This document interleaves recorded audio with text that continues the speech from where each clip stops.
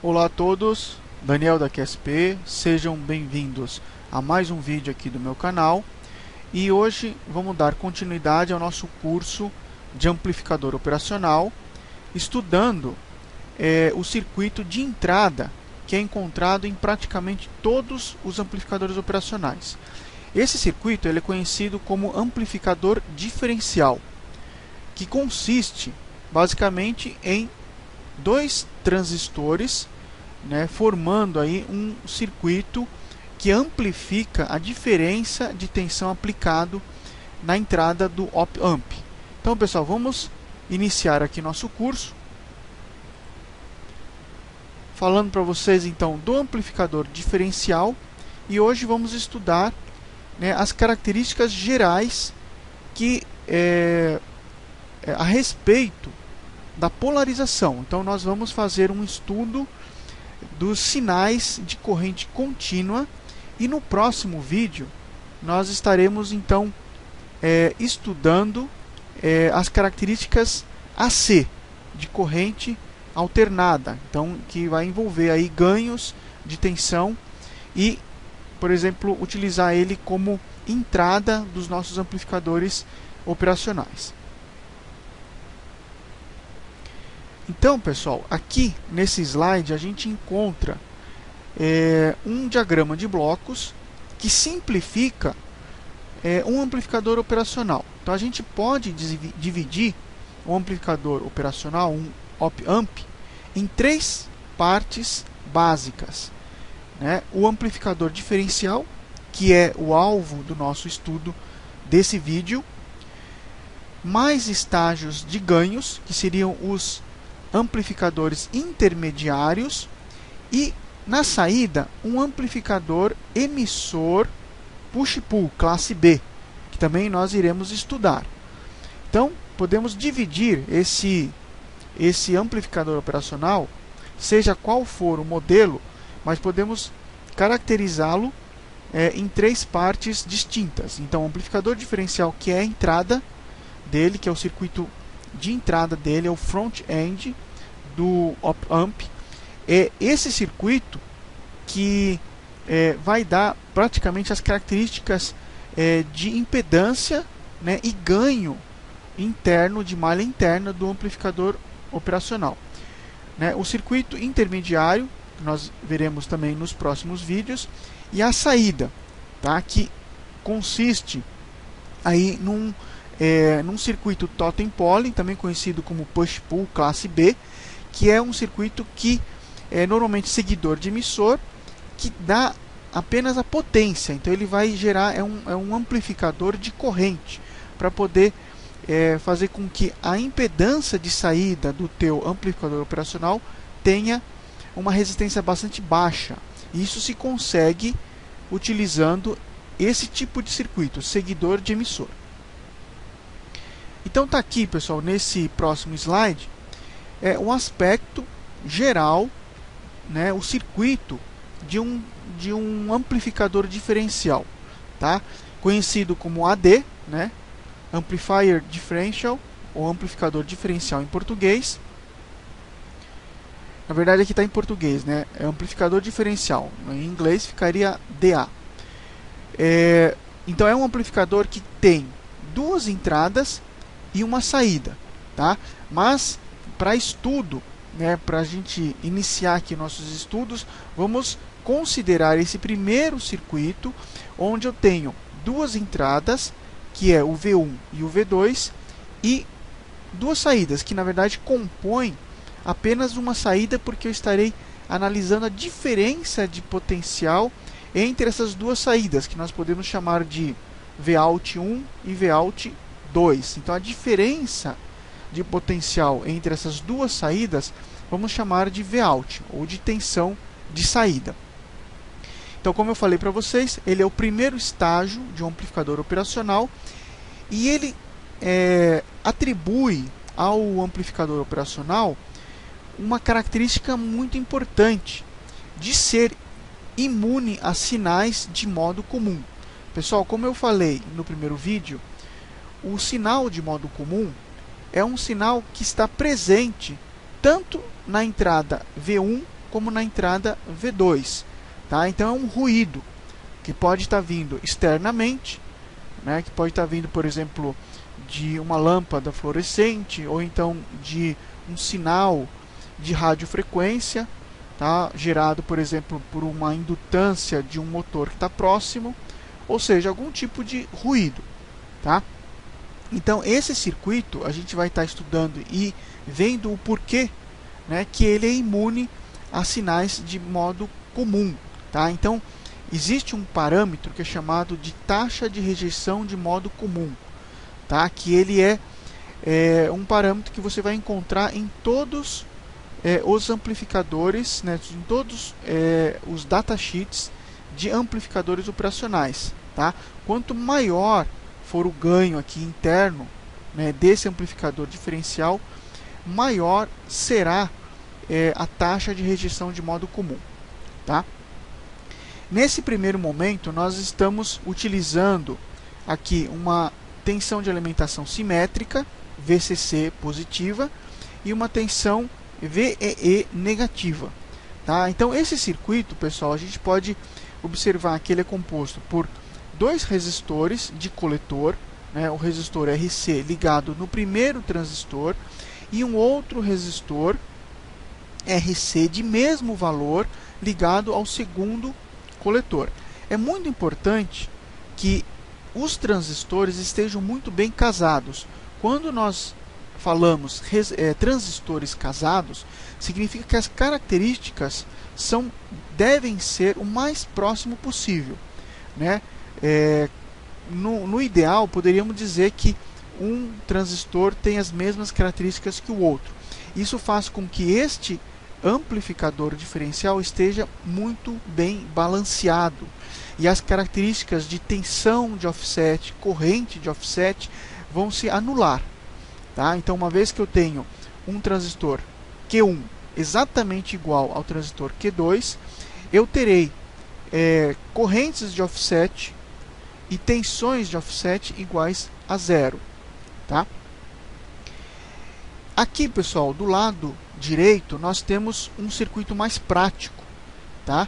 Que será utilizado aí nos nossos próximos vídeos, onde eu estarei utilizando esse circuito para criar aí os nossos amplificadores operacionais. Tá? Então aqui é mais o circuito à esquerda, é mais um circuito conceitual, tá? E o circuito à direita é um circuito mais prático. Ok? O importante também é observar aqui que no emissor dos nossos transistores encontra-se um resistor RE, tá? Resistência de emissor. Aqui, pessoal, passa uma corrente que sai aqui do emissor do transistor Q1 e segue através do resistor RE, e também passa uma corrente, né, sai aqui do emissor uma corrente, né, do emissor de transistor Q2 e segue também pelo resistor RE. Então, pessoal, de acordo com a lei de Kirchhoff das correntes, que diz que em um nó a soma das correntes que chegam devem ser iguais à soma das correntes que saem, né? Ou então a soma das correntes que saem e entram num nó deve ser igual a zero.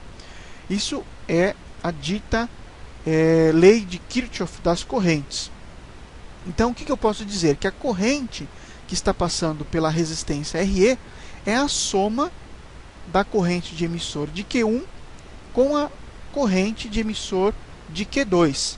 Tá? Essa corrente que está aqui, passando pelo resistor, é chamada de corrente de cauda, tá? Porque parece, né, esse circuito aqui com o resistor RE, parece então um circuito de cauda do amplificador diferencial.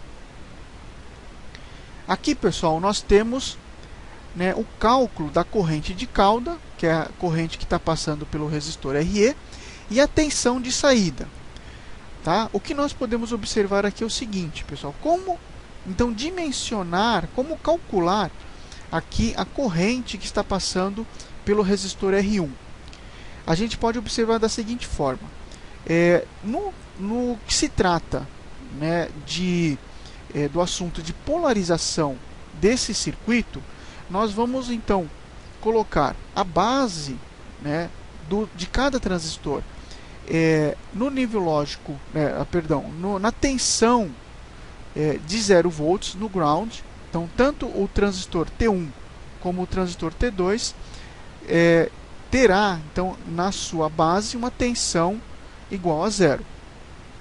Nós sabemos que aproximadamente a tensão de base emissor de um transistor ele está por volta de 0,7. Então, a tensão aqui, ó, no emissor, tanto de T1 como de T2, deve estar aproximadamente 0,7 volts negativo. Por quê? Porque eu tenho uma tensão, né, abaixo do zero. Quer dizer, a partir do momento que eu coloquei a tensão de base igual a zero, né, e eu tenho um potencial positivo da base em relação ao emissor, até porque esse transistor ele é um NPN, então eu terei no emissor uma tensão negativa de aproximadamente menos 0,7.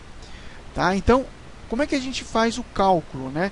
Então, a tensão do emissor menos a tensão VE, que no caso aqui da figura é V2, dividido, né, pela resistência de 15K, mais a resistência que se encontra em série com R1, que é uma resistência que é interna ao transistor. Tá? Essa resistência, pessoal, a gente vai futuramente a gente vai estar falando de circuitos analógicos com transistores, tá? Não nesse curso. Esse curso é amplificador operacional, mas mais para frente eu tenho aí o planejamento de fazer um curso de estudos com transistor, tá? Então, lá no curso eu estarei explicando que num circuito com transistor, né, o circuito, né, a parte do circuito que enxerga o emissor, ele vai enxergar uma resistência que se encontra na base dividido por um ganho, né? Todo transistor ele tem um ganho de corrente, um ganho contínuo de corrente e um ganho AC de corrente, né? Uma vez que o transistor ele tem a função de amplificar a corrente que passa pela base, ele vai amplificar e permitir com que essa corrente passe pelo coletor. Então, e a corrente de coletor é praticamente a corrente de emissor. Então, a resistência que é enxergada aqui, ó, onde eu estou mostrando o mouse, essa resistência é a resistência que está na base dividido, né, pelo HFE, que é um parâmetro de amplificação de todo o transistor. No caso dessa topologia de circuito, como eu tenho dois transistores, né, conectados aqui no mesmo emissor, então a resistência de base ela será metade, né? Então é a resistência de base dividido por 2 vezes o HFE, tá? Então, num BC546 que tem um HFE aproximadamente de 100, né, essa resistência de 33K ela será enxergada aqui no emissor pela metade e dividido por 2 vezes o HFE, tá? Eu deixei aqui, ó, já puxei aqui na internet, eu puxei aqui o datasheet, por exemplo, do BC 546, 547, A, B e C, né? Inclusive o BC 548. Existe então aqui um parâmetro chamado HFE, né, que significa o quê? Ganho de corrente contínua, tá?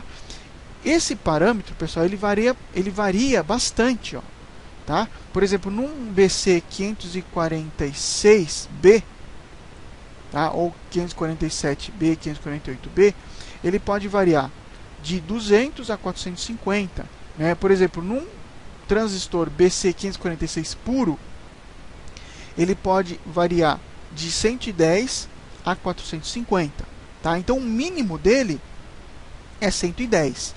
Então o que significa aqui? Que esse HFE no mínimo será 110, tá? Então essa resistência de 33K ela estará sendo dividida por 2 vezes o HFE. Então, se eu considerar, por exemplo, uma resistência R1 de tal forma que ela seja muito maior do que a resistência vista pelo emissor, eu até poderei desprezar essa resistência, tá? Mas para cálculos, para fins de cálculos mais certos, né, mais fidedignos, nós podemos considerar então essa equação aqui, ó, tá? Então a corrente de cauda será a tensão de 15 volts, no caso de V2, menos a tensão de base emissor, que aqui no caso é a tensão menos 0,7, dividido pela resistência que enxerga essa parte do circuito, que é o quê? Que é a resistência R1 mais a resistência que está enxergando da base dos 2 transistores. Tá? E a tensão de saída, né, que no caso aqui é VF1 e VF2, que eu designei como VF, né, uma vez que os transistores T1 e T2 estão puramente casados, então eu posso dizer que a tensão VF1 é igual à tensão VF2, que é igual à tensão VF, então vai ser aproximadamente a tensão V1, que é de 15 volts, tá? Menos a queda de tensão em cima do resistor R3 ou R2, tá? Que é de 15K. Então, quanto que cai de tensão em cima do R3?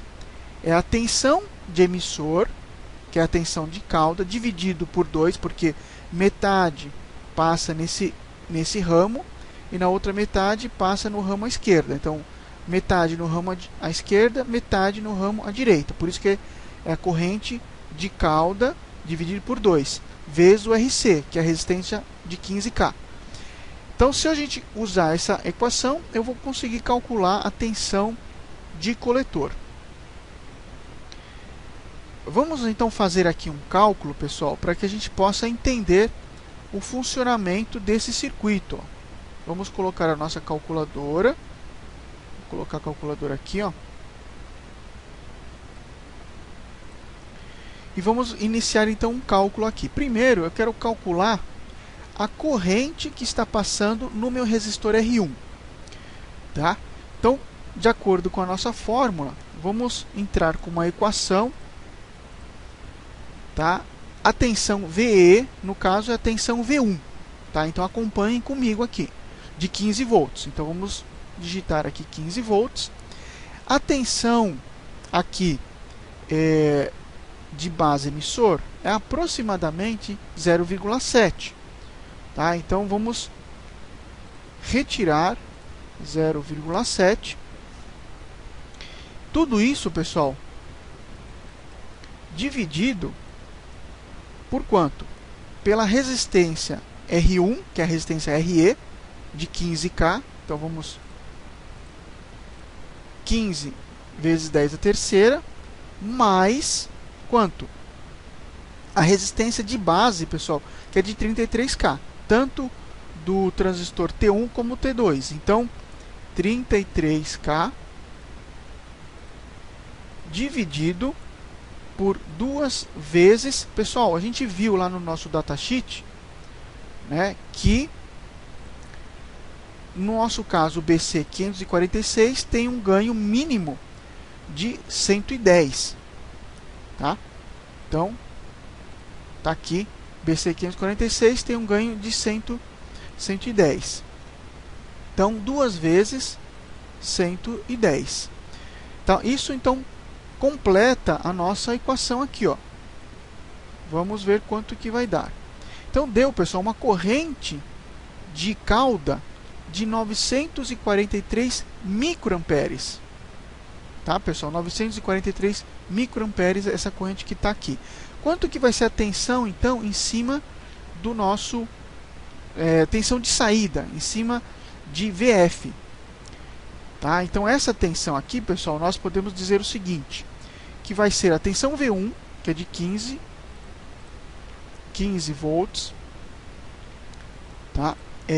Vezes, na verdade eu vou entrar de novo a equação aqui, ó, pessoal. Vamos entrar com uma equação.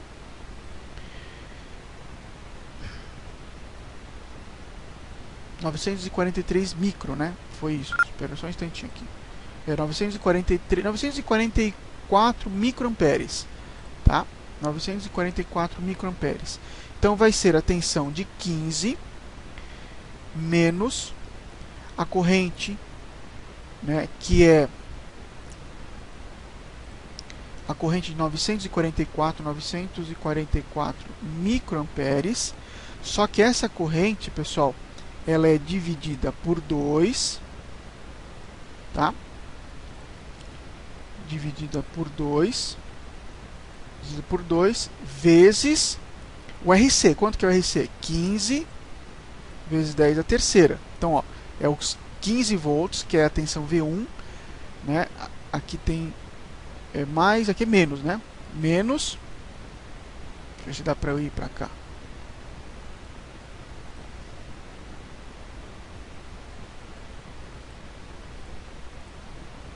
Aqui, pessoal, então chegou o cálculo, ó.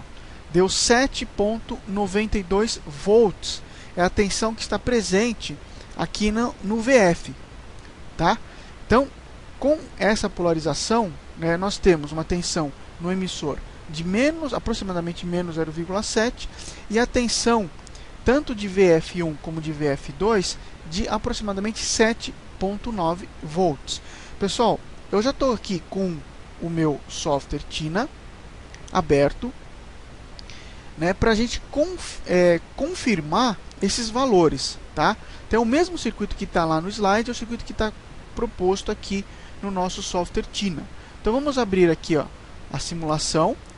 Temos aqui, ó, exatamente a tensão de VF1 e VF2 de 7,9, que foi a tensão que nós achamos aqui, ó, 7,9.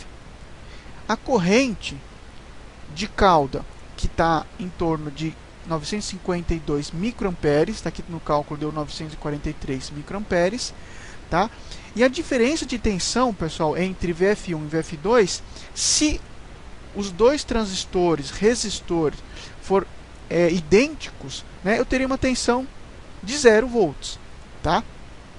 O que eu quero mostrar para vocês agora é o seguinte: se eu, por exemplo, trocar o meu transistor aqui, eu colocar, por exemplo, um transistor, em vez de ser um 546, eu colocar, por exemplo, um 546A, tá? Veja que a versão A, lá no nosso datasheet, ó, pessoal, o 546, ele tem 110 mínimo, e o 546B, tá? Ele tem já um ganho, né, diferente, tá? Ele começa com 200. Então, 546B, por exemplo. Então, o que vai acontecer? Ele vai mudar as características do meu circuito. Então, ele já não está mais casado. Eu tenho um 546 do lado direito e um 546B do lado esquerdo. Vamos ver o que acontece, ó. Ó, já podemos observar que agora já mudou a tensão. Então, eu tenho agora aqui o meu VF1, eu tenho 781 volts. 7,81 volts, né? 780 é muita tensão. 7,81 volts. E no VF2, 7,97 volts. Então, eu tenho aqui uma tensão, ó. Se eu for, então, medir aqui, 7,97 e 7,81. 7,81 menos, então eu tenho 160 volts, 160 milivolts. Eu estou na cabeça de tensões altas aqui. Então eu estou com uma tensão pequena, tá? De 160 milivolts de tensão de saída. Pessoal, olha só, isso é um desbalanceamento do meu circuito amplificador diferencial. É isso que nós chamamos de tensão de offset. No meu caso aqui, tensão de offset de saída. Por quê? Porque as minhas entradas, elas estão ambas em 0 volts, então estão no mesmo potencial, e eu tenho aqui uma tensão de saída, né, de 160 milivolts, né? Qual que é o objetivo aqui do nosso amplificador diferencial. Ele tem que amplificar a diferença de tensões que estão presentes nas entradas dos meus transistores. Como a entrada do transistor elas estão no mesmo potencial, teoricamente a tensão de saída deveria ser 0 volts. Ela não está tendo uma tensão de 0 volts, e sim de 160 milivolts. Então isso se deve ao desbalanceamento, né, a falta a características diferentes nos transistores. Então, quando um fabricante, a Texas, National, Analog Devices, desenvolve, né, projeta um amplificador operacional, e dentro desse amplificador operacional tem um amplificador diferencial, se a dopagem do circuito, né, a técnica que eles utilizarem fazer com que exista um desbalanceamento, eu terei então na saída uma tensão de offset, tá? Por isso, isso é uma das características que diferencia um amplificador operacional de uso geral, por exemplo, um 741, um LM741, de um amplificador de precisão, como é o caso, por exemplo, de um OP17, um OP07, onde a tensão de offset é menor, né? Por quê? Porque internamente, né, num amplificador de precisão, ele foi construído de modo que os transistores internos estejam mais bem casados, tá? Fazendo com que a tensão de offset seja a menor possível. Ok? Então, pessoal, aqui está a nossa simulação, tá? Aqui do nosso software Tina. Tá? Voltando aqui então para o nosso BC546. Então agora a tensão está totalmente balanceada. E é isso que nós pretendemos então agora testar isso aqui na prática, pessoal. Tá? Então agora eu vou mostrar aqui para vocês, ó, né, nós temos aqui na nossa bancada o nosso circuito, onde nós vamos então agora mostrar na bancada. Eu montei aqui na protoboard um circuito e nós vamos então testar isso daqui. Tá? Então eu vou dar só uma pausa aqui para a gente continuar daqui a pouquinho. Bom, pessoal, então agora nós já estamos aqui com o nosso circuito montado na bancada. Tá? Podemos observar aqui na protoboard. Então temos aqui alimentação, né, onde estou mostrando aqui é de mais 15 volts. Desse outro lado aqui nós temos menos 15 volts. Essa linha aqui, ó, da protoboard é 0 volts. Tá? Então o azul é menos 15, o preto que está aqui é 0 volts e o vermelho é positivo, tá? Mais 15 volts. Os dois transistores, tá? Eu procurei aqui os transistores, pessoal, na minha gaveta, os transistores que fossem mais bem casados, tá? Então transistores aí que foram comprados no mesmo lote, tá? Quando a gente fala de transistor casado, pessoal, é que assim, o fabricante ele não consegue fazer, mesmo com as técnicas que tem hoje, né, um componente do outro exatamente igual, tá? Nunca é igual, né? Mesmo numa linha em série, né, um carro, sei lá, qualquer coisa que você faça com uma produção em série, se você for ver, tem detalhezinhos que são diferentes. Isso ocorre também na eletrônica, tá? Então o tipo de dopagem, né, as características pode ter uma ligeira diferença. E normalmente, aí vai uma dica: se você for, por exemplo, fabricar alguma coisa que exija com que os componentes tenham características muito similares, é necessário que você compre, por exemplo, um lote fechado. Por exemplo, compre uma caixa fechada, né, que provavelmente os componentes dentro desse lote eles estejam mais próximos do que num lote, né, depois de um ano, tá? E o pior se for transistores de valores diferentes, características diferentes, como é o caso, por exemplo, você pegar um transistor, um BC546 de um BC549, tá? Ou então de um 2N3904, que aí já é um outro tipo de transistor, tá? Então tá aqui é um resistor de emissor de 15K, o resistor de 33K, os dois, e mais 2 resistores de coletor de 15K. Então, pessoal, vou mostrar para vocês aqui, ó. Eu estou medindo a tensão, né, de menos 15. Então tá aqui. Aqui, pessoal, só para mostrar para vocês, eu estou usando, ó, aqui uma fonte, ó, a fonte da bancada, que é a fonte está com 15 positivo, e aqui está com menos 15 a tensão, tá? Então tá usando de uma de outra. Então tá aqui a medição primeiro do multímetro. Ó, estou medindo aqui. Então aqui está com menos 15. Depois, aqui, pessoal, na parte positiva, nós estamos medindo 15 volts. Na base, pessoal, olha só aqui, ó, na base dos transistores, estamos medindo 0 volts. Então vamos ver quanto que está saindo no coletor, pessoal. Olha só, o coletor, que é esse ponto aqui, ó. Tá? Então lembra que era em torno de 7.9, né? Então veja bem aqui, ó. Nós temos aqui 7.84 volts. Então está bastante coerente, né? Bastante coerente aqui a nossa medição. E aqui, ó, no outro lado, né? No outro lado do transistor, nós temos aqui 7.91. Então, pessoal, a gente pode observar que num lado do transistor nós temos 7.91 e do outro lado, pessoal, nós temos 7.83. Então, isso, reforçando vocês, né, se deve ao que? Às características diferentes desses dois transistores, tá?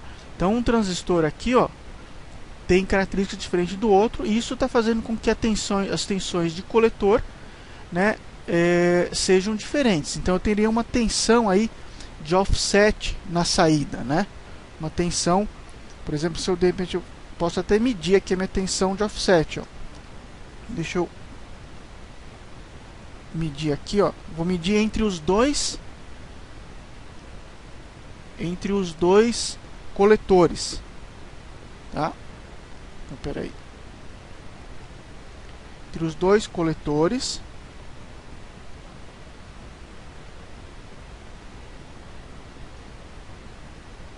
Então a gente está tendo aqui uma tensão, ó, de 0,066 milivolts. 60 milivolts. 62, 60, 50 milivolts de tensão de offset, tá? Então isso se deve, então, às características diferentes dos nossos transistores. Ok? Pessoal, eu espero que vocês tenham gostado, tá? Se você gostou desse vídeo, dá um like, acompanhe o nosso curso, tá? Esse aqui é o nosso segundo vídeo do nosso curso de amplificador operacional. E no próximo vídeo nós estaremos falando um pouquinho mais das características de corrente alternada, né? Como esse circuito amplificador diferencial, ele se comporta com sinais alternados, tá? Aqui nesse circuito, nesse vídeo hoje, foi para especificar apenas a polarização, como se polarizar e calcular. E no próximo vídeo a gente vai estar vendo os aspectos de amplificação. Lembrando vocês que, embora eu esteja utilizando transistores, isso significa, isso eu só estou usando para poder explicar como é dentro, como é que funciona, como é que é construído internamente um amplificador operacional. Os vídeos mais para frente nós falaremos, né, a partir do momento que nós tivermos aí o pleno conhecimento do circuito interno, nós estaremos então mostrando para vocês as aplicações, né, utilizando já o amplificador operacional. Pessoal, um abraço a todos e vejo vocês nos próximos vídeos. Fui!